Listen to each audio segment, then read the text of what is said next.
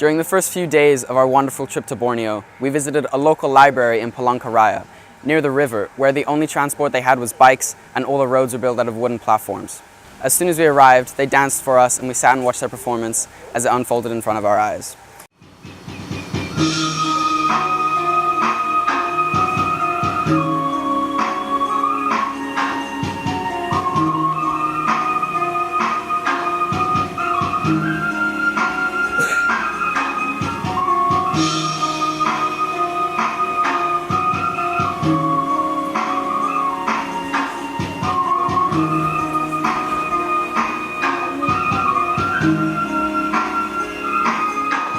We taught them games, we taught them English, and we taught them a little dance of our own.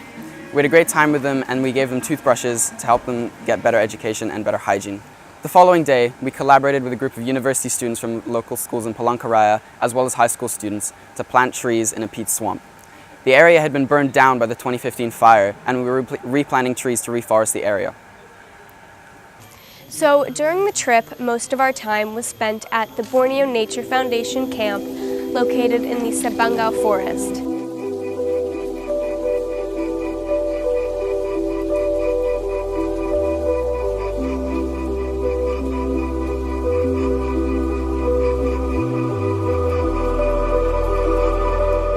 To get there, we packed all of our bags into little boats and drove across the lake into the heart of the rainforest.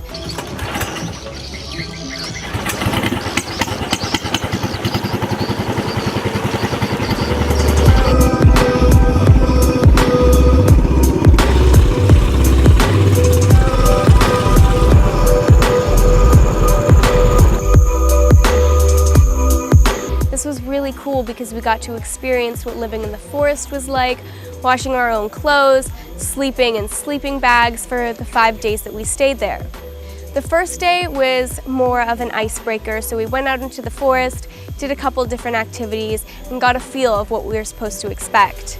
The second day was focused on biodiversity monitoring and plotting. So we measured out different areas of the forest and we monitored the natural habitats in that area. This was really amazing because we got to take data and see the different habitats and life species that were in the forest. So the second day was mainly focused on dragon and damselfly catching. So we went out into the forest and we would catch dragonflies just like you would catch butterflies with giant nets.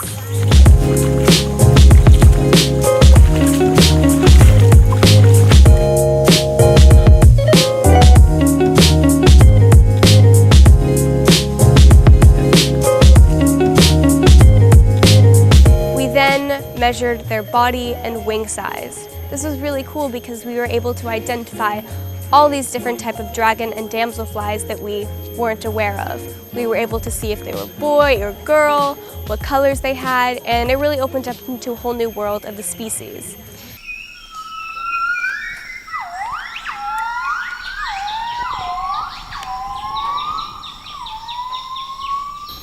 So the third day, we did something really cool. We woke up at 3:30 in the morning and we walked right into the middle of the night into the forest and we sat for about 3 hours. So during this, we would listen for the gibbons and we would monitor when they would do their calls, when they wouldn't, and it was really amazing because we got to hear all the different gibbon groups. Some people were lucky enough to see some, which was really amazing. So after each day, we would take all the data back to the camp and we would evaluate it, we would compare data and see how it was similar and different to the ones that each other had. Hello, my name is Jen and I work at Borneo Nature Foundation. Halo, nama saya Salahuddin atau bisa dipanggil Udin. So a lot of people are probably wondering, how can I help? Because if you're not based in Borneo, you're somewhere else, but you hear about all of these threats devastating the forest here. How can you help at home? People can help. The main thing is by raising money for organizations such as BNF, but all the other NGOs that are working to conserve the forests of Borneo. Also raising awareness, so whatever you hear about BNF or other organizations that are working here, telling other people that you know in your life.